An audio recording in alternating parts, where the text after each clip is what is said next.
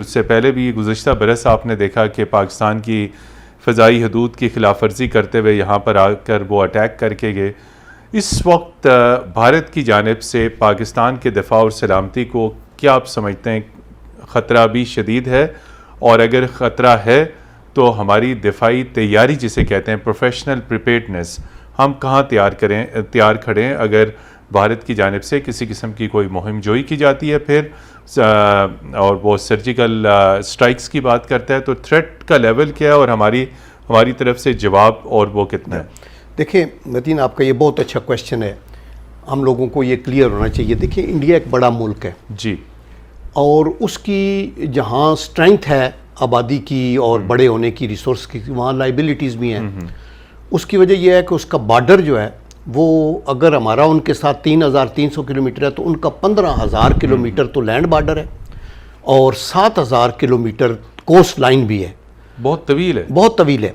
लेकिन उनको एडवांटेज ये है कि वो जो चाइना को अपना बड़ा दुश्मन कहते हैं ना, तो चाइना के आगे एक दीवार है हिमालय की जी। तो अभी इंडिया जब भी अभी पूरी दुनिया से आम खरीदता है, अब नंबर 1 ऑलमोस्ट बायर है, फ्रांस से है, अमेरिका से है, पूरी दुनिया से। और बहाना ये होता है कि चीन के थ्रेट है और चीन की बोगी खड़ी करते हैं। तो मैंने कई दफ़ा कहा है कि देखिए, चीन तो हिमालय से कवर्ड है, तो क्या ये मैकेनाइज्ड फार्मेशन आप हिमालय में यूज करेंगे? ये तो नामुमकिन है बिल्कुल। या बांग्लादेश के दरियाओं में चलेंगी, या ये सारी पाकिस्तान की और उनकी टोटल डिप्लॉयमेंट की ओरिएंटेशन भी हमारी तरफ है।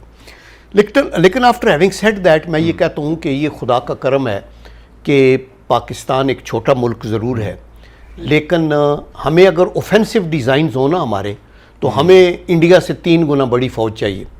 लेकिन चूंकि हमने अपने दफा के लिए हर तैयारी की हुई है, इसलिए अगर इंडिया की 14-15 लाख की फ़ौज है तो हमारे पास भी 5-6 लाख की फ़ौज है। जी बिल्कुल। अगर इंडिया के पास लेट से 4,500 टैंक्स हैं, तो पाकिस्तान के पास भी कुछ 2,700 या इसके लगभग टैंक्स हैं। इसी तरह गन्स, अगर उनके पास ये जो हैं AFVs वो 5,600 हैं, तो हमारे पास भी 3,000 हैं।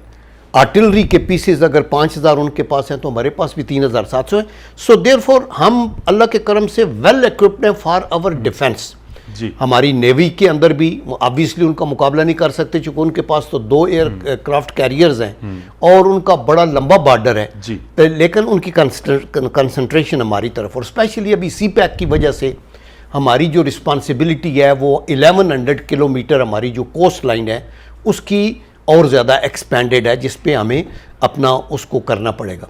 इसी तरह जो एयरफोर्स है वो अगर उनके पास कोई 2,200 जहाज़ हैं तो हमारे पास 1,143 हैं। अभी वो और मॉडर्नाइज करना चाहते हैं। पाकिस्तान को भी इस थ्रेट को, हम बिल्कुल इंटरेस्टेड नहीं थे कि आर्म्स रेस में जाएं, हम बिल्कुल इंटरेस्टेड नहीं थे कि हम न्यूक्लियर कैपेबिलिटी हासिल करें, मिसाइल करें। ये सब कुछ जो है मजबूरन करना पड़ा हमें अपने दिफा और सलामती के लिए, कि जो ही भारत जो एक्शन लेता था जवाबन पाकिस्तान को वो चीज़ करनी पड़ती थी। यही हुआ, पहले हिंदुस्तान ने एटमी तजर्बे किए और पाकिस्तान ने बाद में किए। जी, और हमने इंडिया को ये ऑफर भी किया था कि साउथ एशिया जो है इसको न्यूक्लियर फ्री जोन बना सकते हैं, लेकिन उन्होंने ये भी नहीं एक्सेप्ट किया।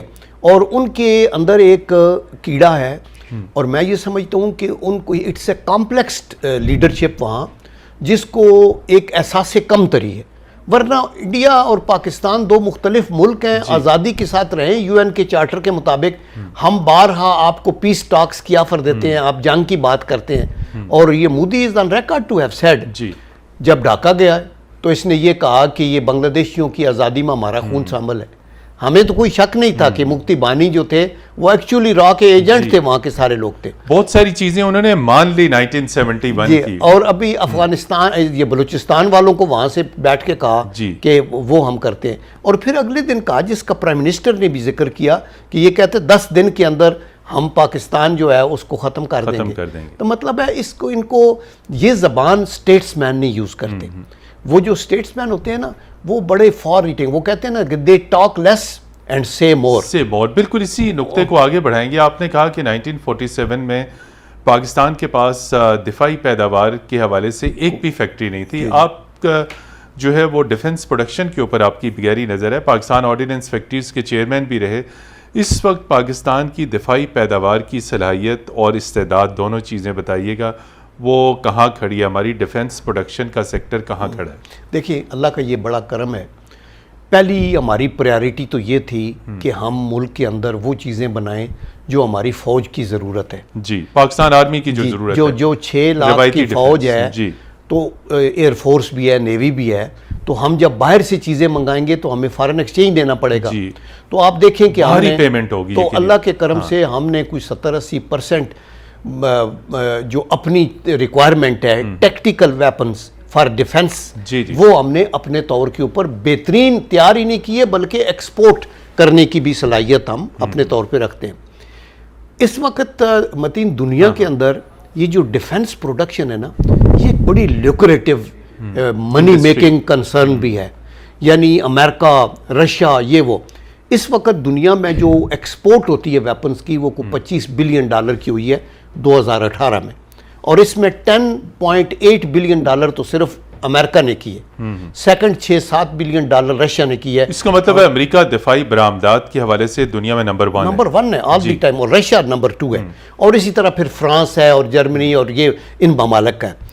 पाकिस्तान ने ये किया कि हम अपने तौर पे पहली तो बड़ी कामयाबी ये है कि हमें अपनी जो फ़ौज है उसके लिए G3 से लेके स्मॉल आर्म्स से लेके तोपों का एमुनिशन, टैंकों का एमुनिशन, आपके जो मार्टर्स बम्स, ये वो चीज़ें हमने अपनी से।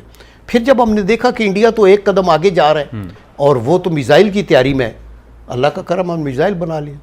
फिर खुदा का करम है जब उन्होंने आप देखा हमारा डिफेंस बन गया 74 में वो धमाके किए और साथ ही उनकी ज़बान बदल गई कि अभी हम इनको सबक सिखाएंगे।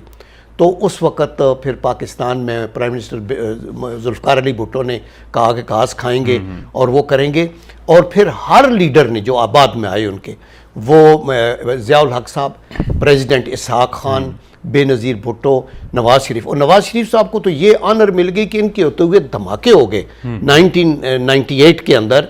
ये एक बहुत बड़ा फैसला था कि इसी के ऊपर एक हमेशा से ये कहा जाता है कि अगर डिसीजन उस वक्त के प्राइम मिनिस्टर ने किया और शुरू से हमारी न्यूक्लियर फैसिलिटीज़ रेडी थी, तो क्या माजी के हुक्मरान मुख्तलिफ औकात में क्या इसके ऊपर समझौता करते रहे? हमने पहले न्यूक्लियर टेस्ट क्यों नहीं कर लिए? हिंदुस्तान ने जब किए तो उसके बाद पाकिस्तान को एक तवील वक्त क्यों लगा? देखिए, वजह ये थी कि हम ज़ेरे अताब थे पूरी दुनिया में, most sanctioned ally of the United states of America. आपको पता है ना, हमने सोवियत बैटल ये हिस्सा लिया, उसके बाद उन्होंने हमें प्रेसलर अमेंडमेंट लगा दी। उससे पहले तमाम तरह पाबंदियां लग गई थी, साइमेंटन, ग्लेन, और फिर ये प्रेसलर लगा दी। तो हमारे पास कोई ऐसा ऑप्शन नहीं था। That is the reason Ziaul Haq भी लाई लो रहे, लेकिन तैयारी पूरी करते रहे, किसी की नहीं सुनी। हर हाकम ने कंप्रोमाइज नहीं किया। वो सिविल था, जोहरी प्रोग्राम पे किसी भी लीडर ने कंप्रोमाइज नहीं किया, वो मिलिट्री का हो या सिविल का हो। मुझे 3 साल मिले बेनज़ीर भुट्टो साहबा के साथ एज ए मिलिट्री सेक्रेटरी, काम मोइन कुरैशी साहब के साथ था मैं। हर मौके के ऊपर हर किसी ने पूरा वो अल्लाह के करम से किया। ये बेनज़ीर भुट्टो के साथ आप मिलिट्री सेक्रेटरी के तौर पे रहे, उनके साथ आप मुज़ाकरात नेगोशिएशंस में रहे, कहीं आपने देखा कि किसी भी वक्त पाकिस्तान के दिफा के एतबार से अमेरिका का दबाव सामने वो ले लेती थी या वो नहीं दबाव लेती? देखिए, हम 95 में गए अमेरिका, बिल क्लिंटन से मुलाकात थी, तो हमारे F-16 के हमने पैसे दिए हुए थे 28। वो इशू वहाँ पे बातचीत में आया। बातचीत में हमने जोरदार तरीके से प्राइम मिनिस्टर ने कहा कि जी, तो bill Clinton was so helpless, he said Congress नहीं मानती, और यहाँ हमें पता था यहूदियों का भी और हिंदुओं का भी जोर है, बहुत असर और रसूख होता है। उसने कहा था ना सिर्फ ये कि हम ये अभी आपको दे नहीं सकते, पैसे आपने दिए हुए हैं, बल्कि आपके ऊपर ये जो हैंगर्स जिन हमने खड़े किए हैं, इनका किराया भी आपको देना पड़ेगा। और तो ये बड़ा ह्यूमिलेटिंग था। बाद में अल्लाह का करम है, इसहाक डार साहब और ये मियां नवाज शरीफ साहब जब गए दोबारा, तो इन्होंने ज़ोरदार तरीके से ये बात करा के तो वो रिलीज़ हो गए। तो इसलिए बैनुल अक़वामी प्रेशर से ये रिलीज़ हुए थे, शायद जनरल मुशर्रफ के दौर में जाके हुए थे जी। लेकिन पहले इससे एफर्ट्स होती रही और फिर एक वक्त उन्होंने हमें ऑप्शन दी कि आप टर्की से ले लें, दुश्मन को कमज़ोर नहीं समझ